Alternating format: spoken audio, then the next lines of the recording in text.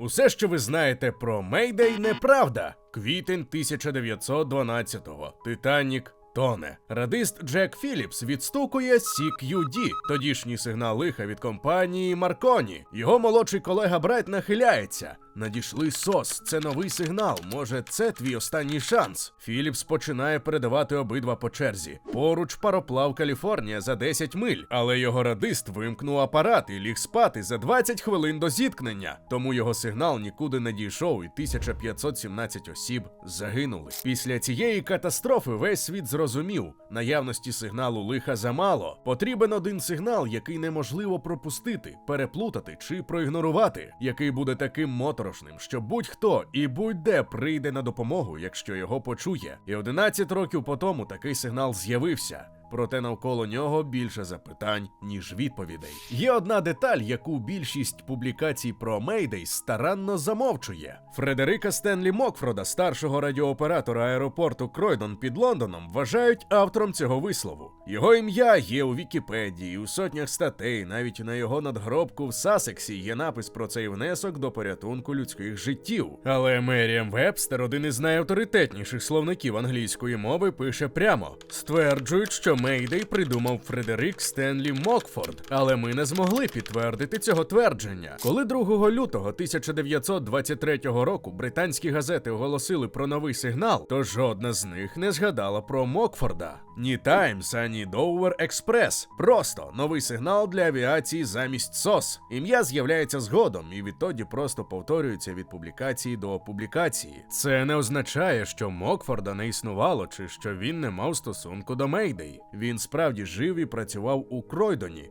Та чи вигадав він сам це слово, чи виконав завдання від керівництва, чи просто озвучив ідею, яка вже витала у повітрі між англійських і французьких авторів, ніхто достоменно не знає. Історія просто обрала одне ім'я. Зате точно відомо, що 2 лютого 1923 року Мейдей уже існувало і було тестоване на реальних польотах над Ла-Маншем. Чому саме це слово? Загально прийнята відповідь. Мейдей – це фонетичне відтворення французького «міді», тобто допоможіть мені. Але навіть це не зовсім точно. Міді саме собою не повноцінний французький вислів. Граматично правильно треба було б казати «aidez-moi» чи «venez m'aider» – «прийдіть і допоможіть мені». Міді – це скорочення, яке звучить переконливо, проте як для французької мови є неповним. І Мокфорд, або хто там це вигадав, обрав саме це скорочення не тому, що воно правильне, а тому, що воно звучало однаково і для англійців, і для французів. Функція важливіша за граматику.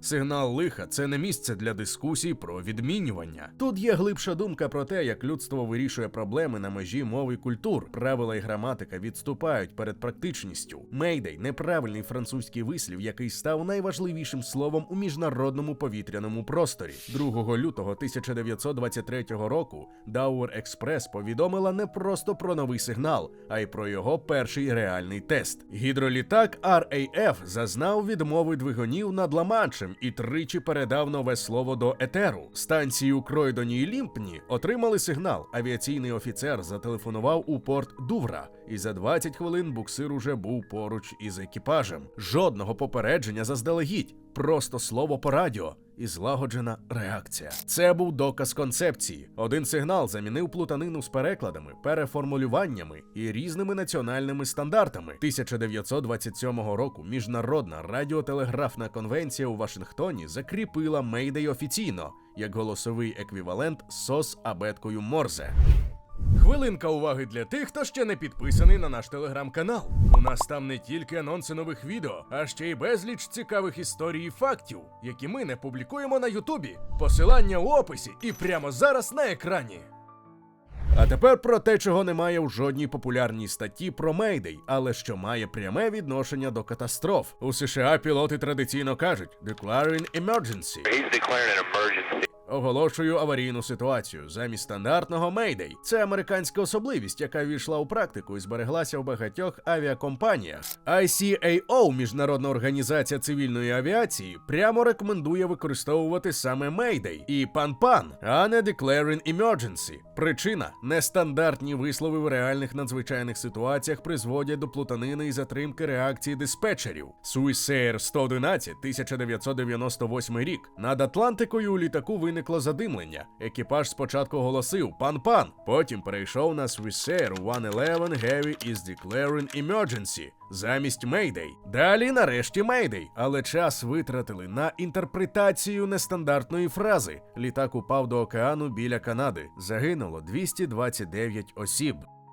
Ав'янка 52, 25 січня 1990 року. Колумбійський Боїнг 707 летить до Нью-Йорка. Через погоду і перенавантаженість повітряного простору літак тричі йде на коло очікування. Зрештою, пілоти втрачають майже 1 годину і 20 хвилин. Пальне от-от закінчиться, проте екіпаж повідомляє диспетчерам «running out of fuel» і просить про «priority». Але не вимовляє ні «Mayday», ані «Пан-пан», що означає сигнал несправності, ні «Emergency». Для іспаномовних пілотів «Priority» означало «термінова надзвичайна ситуація». Для англомовних диспетчерів просто дайте пріоритет у черзі. Ніхто не збрехав, просто ці слова означали різні речі для двох сторін. Літак упав у передмісті Лонг-Айленда. 73 загиблих. Диспетчери на слуханнях сказали просто 3 слова, на які ми реагуємо негайно. Це «Mayday», «Пан-пан», «Emergency». Жодного з них не сказали. Різниця між «Mayday» і «Пан-пан» полягає не у ступені паніки, а у тому, яка реакція відбувається після цих слів. «Пан-пан» від французького «пан», тобто несправність, означає «ситуація серйозна, потрібні увага і пріоритет». Але прямої загрози для життя зараз немає. Диспетчери дають пріоритет, але решта трафіку триває.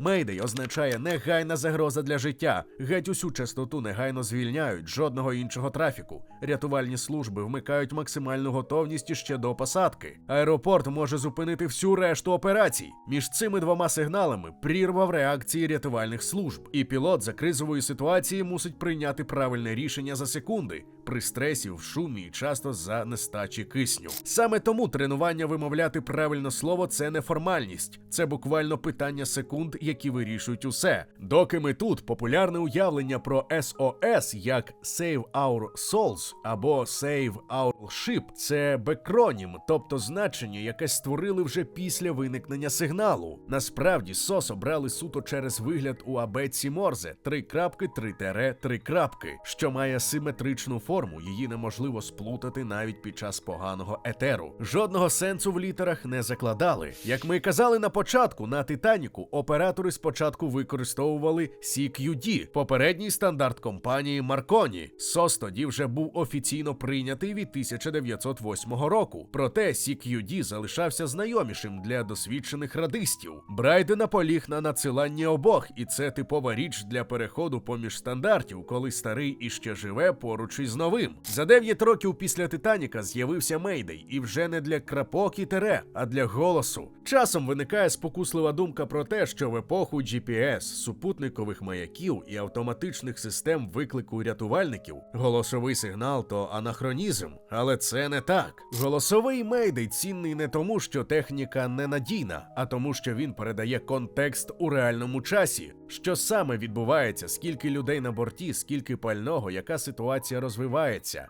Жоден автоматичний сигнал цього не передає. Диспетчер, який чує голос пілота, може ставити запитання з уточненнями і координувати процес порятунку інакше, ніж коли отримує просто координати з сигналом SOS. А пілот або капітан, який ще здатен розмовляти, може передати те, чого жодна автоматика не передасть. Де саме він перебуває, що відбувається, скільки людей на борті, скільки залишилось пального. І усе це в режимі реального часу, коли кожна секунда здатна врятувати чиєсь життя. Ось чому Mayday від 1923 року досі стоїть першим у всіх протоколах. Не тому, що технології бракує, а тому, що людський голос у критичну мить передає інформацію, якою не замінить жоден датчик. А тому вислів, створений у лондонському аеропорті 100 років тому, це і досі найпотужніший сигнал у небі над планетою.